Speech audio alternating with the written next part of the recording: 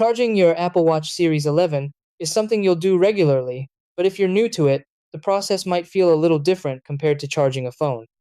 There's no visible charging port, no cable to plug directly into the watch, and everything relies on a magnetic charging system that snaps into place. At first, it can seem unclear whether you're placing it correctly or if it's actually charging. On top of that, charging speed can depend on the adapter you use, which adds another layer of confusion. Once you understand how the magnetic charger works and what to look for on the screen, the entire process becomes simple and automatic. It's designed to be effortless, you just place it down, and it starts charging instantly when aligned properly.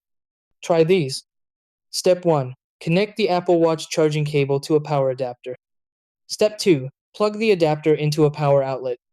Step 3. Place the back of your Apple Watch Series 11 onto the magnetic charger. Step 4. Let the magnet snap the watch into the correct position. Step 5. Check the screen for the charging symbol.